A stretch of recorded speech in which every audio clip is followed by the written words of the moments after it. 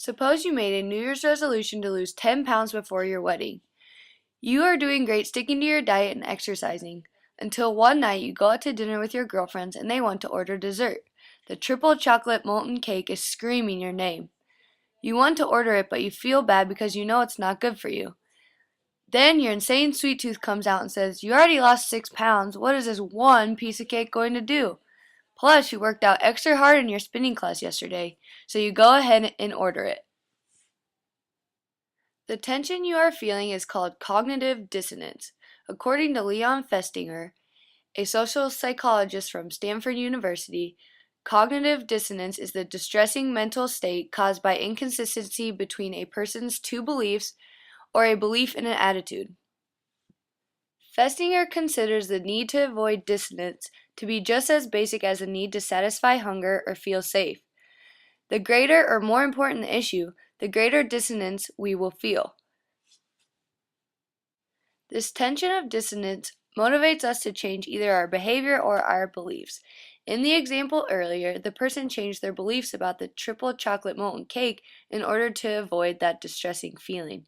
There are three mental mechanisms that people use to reduce dissonance between their actions and their attitudes. The first is selective exposure, which is the tendency people have to avoid information that would create cognitive dissonance because it's incompatible with their current beliefs. People tend to select information that lines up with what they already believe and ignore facts and ideas that counter those beliefs. For example, a number of medical reports say that smoking is linked with lung cancer, emphysema, and heart disease. Smoking is obviously hazardous to your health. The pack-a-day smoker has to either give up the use of cigarettes or the belief that smoking will hurt them in order to avoid mental anguish. With selective exposure, they would deny the link of smoking and cancer by saying, "Smoking relaxes me," or "The research is sketchy and based on junk science." The second mental mechanism is post-decision dissonance, which is a strong doubt experience after making an important, close call decision that is difficult to reverse. This is when a person agonizes over whether or not they made the right decision. For example, a Ball State student just got an internship offer from one of the two places he really liked. He has to accept it within a week. After much thought, he has agreed to do the internship. But he is upset that he may have made the wrong decision and maybe should have waited to hear back from the other place. Unfortunately, he has verbally committed and can't turn back now.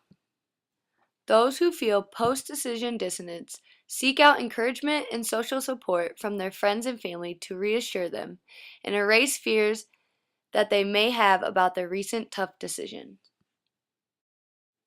I know all of us can think of a time where we have tried to convince ourselves we've made the right decision after a tough decision, or there has been a time where we struggle with an inconsistency between our thoughts and our actions. Claude Steele, a social psychologist, disagrees. He believes that some people can evoke positive thoughts about themselves that will block out mental anguish and restore consistency between their actions and attitudes. Accordingly, individuals with high levels of self-esteem are quicker to adapt and reduce dissonance.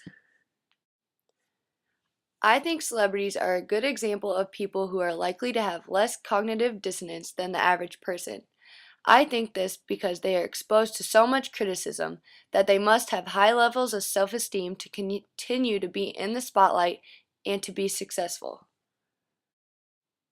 Some critics say Justin Bieber sings like a girl, but he can be reassured by reminding himself of his single, "One Time," which reached top 30 in 10 countries, or that his first album went platinum.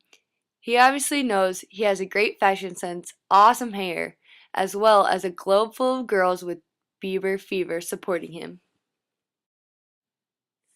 So now that you know, I encourage you to point out those moments where you feel mental distress from an inconsistency between your actions and your beliefs. Thank you.